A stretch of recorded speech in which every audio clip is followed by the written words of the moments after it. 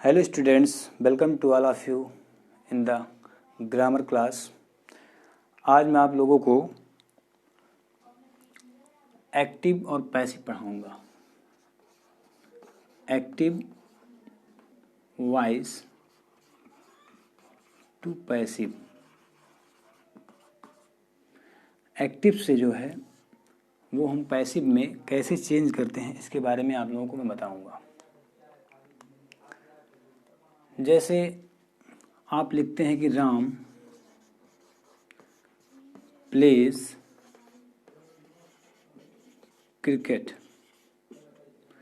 Ram cricket खेलता है, तो यहाँ पर ये प्रेजेंट इंडेफिनिट का टेंस है। प्रेजेंट इंडेफिनिट के टेंस में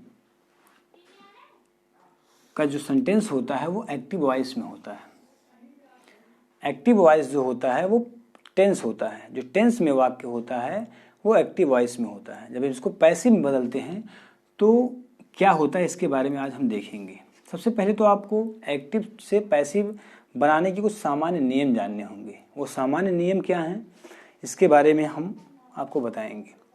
जैसे आपको पता होगा कि राम सब्जेक्ट है, क्रिकेट ऑब्जेक्ट है और प्लेज जो है आपका वर्ब है। तो नियम में सबसे पहले आप देखेंगे कि पहला नियम, हम सब्जेक्ट को ऑब्जेक्ट बना देते हैं, और दूसरा नियम है ऑब्जेक्ट को हम सब्जेक्ट बना देते हैं, और तीसरा नियम है मेन वर्ब, जो मेन वर्ब होती है उसका थर्ड फॉर्म, हम इसके थर्ड फॉर्म का यूज करते हैं। एक्टिव से पैसिव वर्ब बनाते समय हमेशा हम मुख्य क्रिया जो होती है, मेन वर्ब जो होती है, उसके थर्ड फॉर्म का प्रयोग करते हैं। अब बचती है बात एक चीज की, इसमें सहायक क्रिया कौन सी लगेगी। हेल्पिंग वर्ब, जिसे हम कहते हैं हेल्पिंग वर्ब, वो हेल्पिंग वर्ब कौन सी लगेगी इसके बारे में हमें देखना है। तो जनरली आपने देखा होगा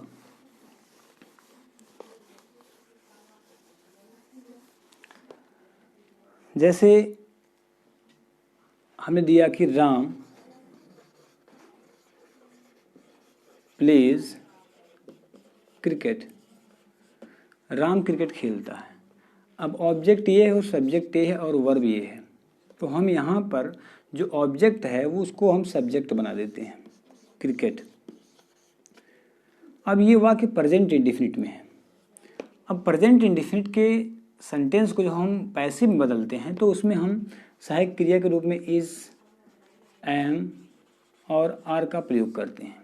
इज का प्रयोग हम एक वचन के साथ, आई के साथ एम का प्रयोग, और बहुवचन के साथ हम आर का प्रयोग करते हैं। तो क्रिकेट जो है वो एक वचन है, इसलिए हम इसके साथ इज का प्रयोग करेंगे, क्रिकेट इज।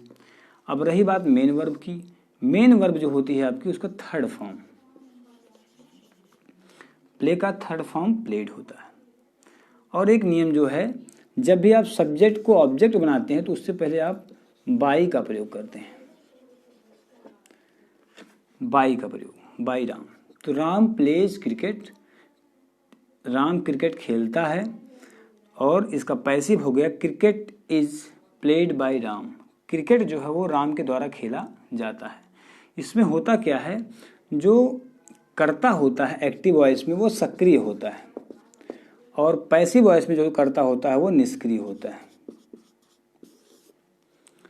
ये चीज आपको हर सेंटेंस में, जब आप एक्टिव से पैसिव बदलते हैं तो हर सेंटेंस में आपको ये नियम फॉलो करना होगा। पहला नियम, सब्जेक्ट को ऑब्जेक्ट, ऑब्जेक्ट को सब्जेक्ट, और मेन वर्ब का थर्ड फॉर्म, और ऑब्जेक्ट से पहले by.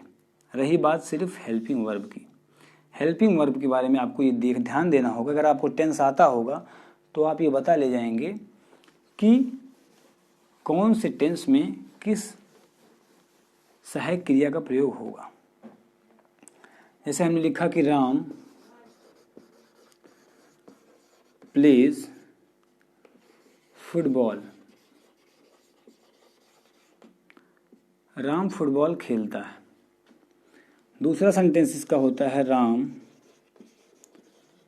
Does not play football, तीसरा सेंटेंस होता है डज राम प्ले फुटबॉल। चौथा सेंटेंस आपका होता है does Ram not play football. प्रथम के दो सेंटेंस जो होते हैं, प्रथम के दो सेंटेंस वो एक जैसे होते हैं और बाद के दो सेंटेंस जो होते हैं वो एक जैसे होते हैं। प्रथम के दो सेंटेंस असर्टिव सेंटेंस के अंतर्गत आते हैं और बाद के दो सेंटेंस जो आपके वो इंट्रोगेटिव सेंटेंस के अंतर्गत आते हैं। तो आपको क्या करना है, आप पहचान लिए कि प्रेजेंट इंडेफिनिट का वाक्य है। कैसे पहचाने प्रेजेंट इंडेफिनिट का वाक्य है?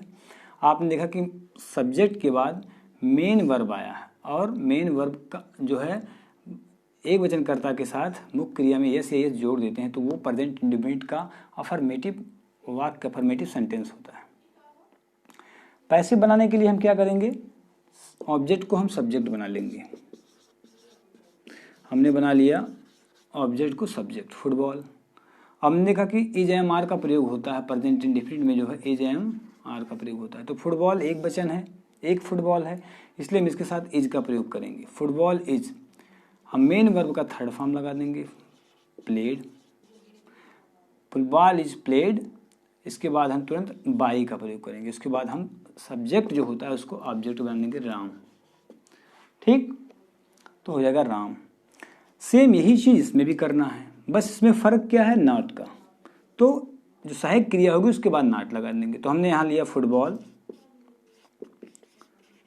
फुटबॉल इज, क्योंकि एक वचन है इज, उसके बाद इसमें नॉट आया है, नॉट हमने लिख दिया not. Football is not played by Ram. दोनों सेंटेंस में क्या फर्क है, इसके इज के बाद प्लेड आया, इसके बाद नॉट आया, क्योंकि इसमें निगेटिव सेंटेंस इसलिए नॉट आया। अब रही बात इंट्रोगेटिव सेंटेंस की। इंट्रोगेटिव में आपको क्या करना है, जो इंट्रोगेटिव सेंटेंस होगा, क्योंकि ये प्रश्नवाचक होता है और ये सहायक क्रिया से शुरू होता है, तो हमको पैसिव वॉइस बनाते समय जो है सहायक क्रिया का प्रयोग करना होगा। तो हमने देखा कि फुटबॉल एक वचन है, तो इसके साथ इज का ही प्रयोग होगा। तो इज का जब प्रयोग होगा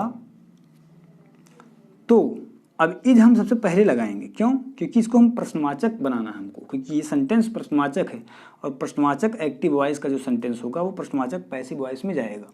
तो फुटबॉल के बाद इज का प्रयोग होता था, तो फुटबॉल के पहले इज का प्रयोग होगा, प्रश्नवाचक वाक्य बनना है। इज फुटबॉल, हम लिख दिया इज फुटबॉल। मुख्य क्रिया I played, is football played by Ram, प्रश्नवाचक का चिन्ह लगा दिए। सेम वही चीज यहां भी करना है। आपने लिखा कि इज फुटबॉल, यहां पर नेगेटिव है तो नॉट लगा दिया। Is football not played by Ram, उसके बाद हमने प्रश्नवाचक चिन्ह लगा दिया। तो इस प्रकार से हमने देखा दोस्तों कि कैसे एक्टिव